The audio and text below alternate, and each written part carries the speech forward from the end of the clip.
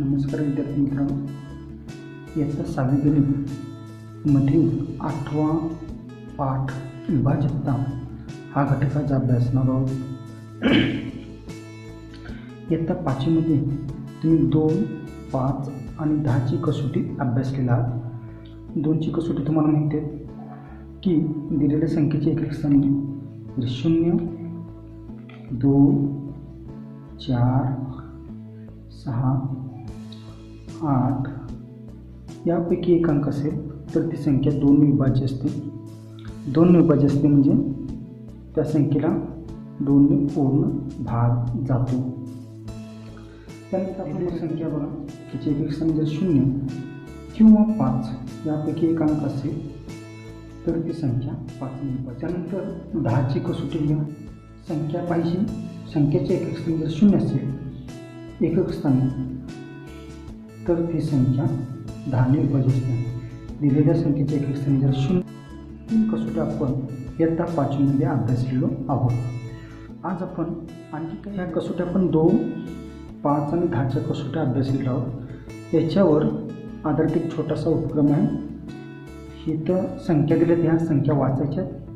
2 ने विभाज्य आहे, 5 ने विभाज्य आहे की 10 ने विभाज्य आहे, त्या गटामध्ये आपल्याला ह्या संख्या वर्गीकरण करायचं आहे, टाकायचं आहे. पहिल्यांदा 125 बघू आपण. 125 याला 5 ने भाग जातो कारण की एक स्थानी 5 आहे म्हणून ती संख्या 125 येथे येणार. त्याचबरोबर 364 ही सम संख्या आहे. एक स्थानी 4 आहे म्हणून 2 ने विभाज्य आहे, त्यामुळे 2 ने विभाज्य असणाऱ्या संख्येच्या गटामध्ये जाणार. 475 ही संख्या 5 ने विभाज्य आहे. 710 10 ने विभाज्य आहे. आता प्रश्न पडला 0 एकक स्थानी म्हणून 10 आहे, तसंच तो 5 ने सुद्धा असणार आहे कारण की एकक स्थानी 0 आहे. ओके. त्यानंतर 800 ही संख्या 10 नेच असणार आहे, एकक स्थानी 0 असल्यामुळे. त्याचबरोबर इथं 5च्या ने सुद्धा ती विभाज्य असणार आहे. 728 एकक स्थानी 8 आहे त्यामुळे ती 2 ने विभाज्य आहे. 206 सुद्धा 2 ने विभाज्य आहे.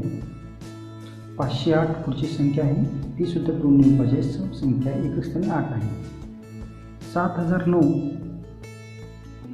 ही संख्या इथं चुकून पडलेलं 7008 ही संख्या 2 नेच विभाज्य आहे कारण की एकक स्थानी 0 आहे म्हणून. पुढं 5345 5 ने विभाज्य आहे, एकक स्थानी 5 असल्या कारणाने. आणि शेवटचं 8710 ही संख्या 10 ने विभाज्य आहे. अशा प्रकारे 2, 5 आणि 10ची कसोटी आपण अभ्यासलेला आहे आणि त्याच्यावर आधारित हा छोटासा ॲक्टिव्हिटी आहे, कृती आहे. त्याच्या सहाय्याने आपण विभाज्यतेचा वापर करून त्या संख्या वर्गीकरण केलेल्या आहे. आज आपण अशाच काही 3 नवीन कसोट्यांचा अभ्यास इयत्ता 6वी मध्ये करणार आहोत. त्यापैकी पहिला कोणता आहे तर 3ची कसोटी आपल्याला बघायचा आहे. त्यापूर्वी हा एक छोटीशी तालिका बघा, तक्ता बघा. इथे संख्या दिलेल्या आहे, संख्येतील अंकांची बेरीज किती विचारलेली आहे. बेरजेला 3 ने भाग जातो का, दिलेल्या संख्येत 3 विभाज्य आहे का. आपल्याला 3ची कसोटी पाहायचं आहे, त्याच्यासाठी हा छोटासा तक्ता आहे. पहिली संख्या 63. या संख्येतील अंक कोणते आहेत, 6 आणि 3 यांची आपण बेरीज करू. पहिला 6 घ्या, अगोदर घेतलं तर काही पडत नाही, आणि 3 यांची बेरीज आहे 9. आता बेरीज झाली 9. या 9ला 3 ने भाग जातो का तर जातो. का, कारण 3च्या पड्यात 9 आहे. जर येत नसेल तर खाली तुम्ही भाग करून बघा.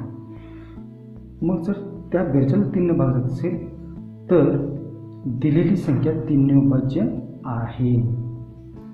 3 ने विभाज्य आहे का विचारतात तर आहे म्हणायचं. कसोटी लक्षात आली. संख्या बघायच्या, संख्येतील अंक घ्यायचे, त्यांची बेरीज करायचं. ती जर बेरीज 3 ने विभाज्य असेल तर ती संख्या 3 ने विभाज्य आहे. याचा अर्थ 63 ही संख्या 3 ने विभाज्य आहे. दुसरी संख्या बघू आपण 872 आहे. त्यामध्ये अंक आहेत 8, दुसरी संख्या आहे 7, तिसरी संख्या आहे 2. हे अंक बघायचे आपण. 8 आणि 7 15 आणि 2 17. आता 17 आपण भाग घालवलं कोणत्या संख्येनं, तर 3 या संख्येनं 17 जर आपण भाग घातलो तर भाग जातो का बघा. पहिला बसणारा भाग 15चा म्हणजे 5चा भाग बसणार, शिल्लक राहतात 2. बाकी 2 शिल्लक राहते. आपल्याला बाकी निशेष पाहिजे. पूर्ण भाग जातो का असं विचारलेलं आहे. भाग जातो का, तर इथं जात नाही. जर बेरजेला भाग जातच नाही तर ती संख्या 3 ने विभाज्य नसते. म्हणजे 872 ही संख्या 3 ने विभाज्य नाही.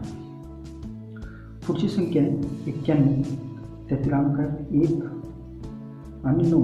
म्हणजे 9 अधिक 1 होतात 10.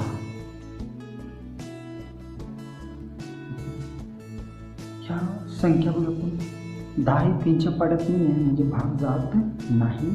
म्हणून 91 ही संख्या 3 ने विभाज्य नाही.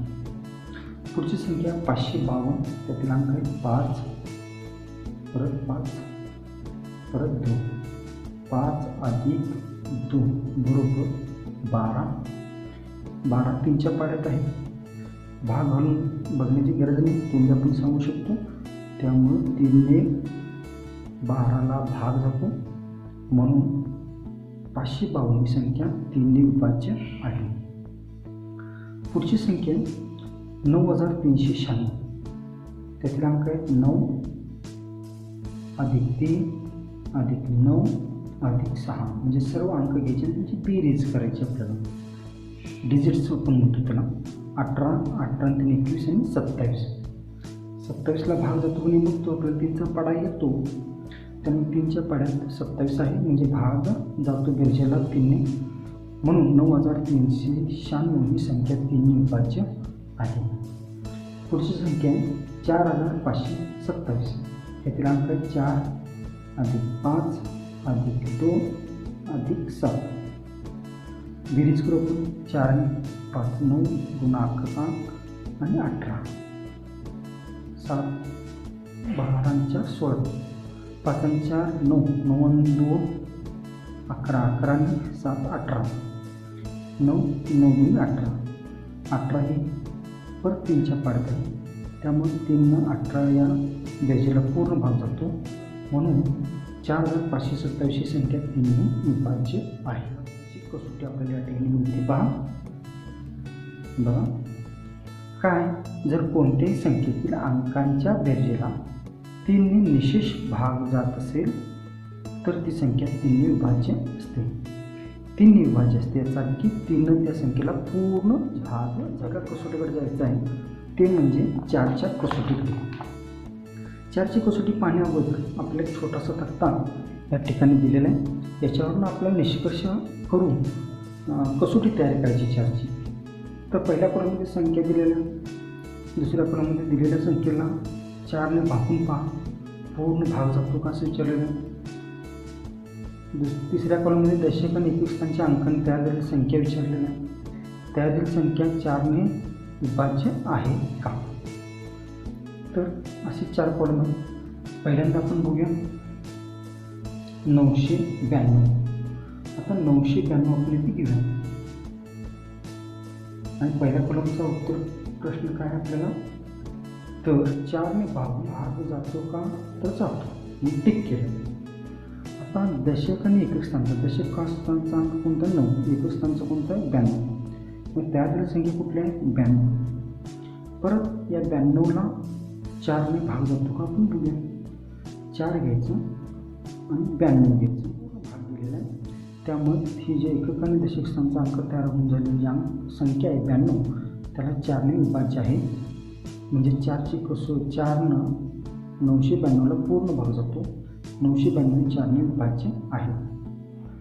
सेम कृती आपण याच्यासाठी करूया. कुठला दुसरी संख्या 7314. मला किती बघायचं आपल्याला 4 ने भागायचं. भाग जात नाही, शिल्लक बाकी राहते, निशेष भागाकार नाही. म्हणून याला पूर्ण भाग जातो का, तर नाही. पुढचं काय म्हटलं बघा, दशक आणि एकवीस स्थानचं म्हणून अंक तयार होतो 14.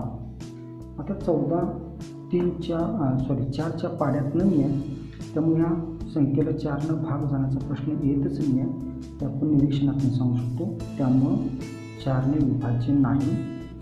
म्हणून 7314 ही संख्या 4ने विभाज्य नाही. आपल्याला पुढे करू 6448. त्याला आपण 4नं भागून बघू, भागाकार जातो म्हणजे ही संख्या पूर्ण भाग जातो. एकेकाने दशक जर आपण संख्या घेतलं तर 48 आहे. 48ला 4नं भाग जातो की नाही आपण सहज सांगू शकतो, जातो. एकेकाने दशक संख्या. आपण पुढची कृती निरीक्षणातून बघूया. म्हणजे जिथं दशक आणि एकक स्थानाला भाग जातो 4नं, त्या संख्येला 4नं पूर्ण भाग जातो. तसं निरीक्षणातून आपण बघूया. या एकक आणि दशकचं अंक म्हणून तयार झालेलं आहे 16 तयार झालेलं आहे. 16 हे 4च्या पाड्यात आहे आणि 4ने विभाज्य आहे. आणि थोडं आपण कृती करून बघूयाच. इथे घेतो मी 8116. त्याला जर 4नं भाग देतो ही संख्या 4ने विभाज्य आहे. ह्या निरीक्षण केल्यानंतर आपण असं लक्षात येतं कोणती संख्या घ्यायची, त्याचा दशक आणि एकक स्थानचा गुणांक जो तयार होतो त्या संख्येला 4नं जर भाग जात असेल, 4नं ती संख्या विभाज्य असेल तर ही संख्या 4ने विभाज्य असते. 4ची कसोटी तयार करू शकतो. बघा 4ची कसोटी काय आहे. 4ची विभाज्यतेची कसोटी जर कोणत्याही संख्येतील दशक आणि एकक स्थानच्या अंकाने तयार होणाऱ्या संख्येला 4ने निशेष भाग जात असेल तर ती संख्या 4ने विभाज्य आहे. या पाठातली आपण विभाज्यतेची कसोटी पाहिजे ती म्हणजे 9ची कसोटी.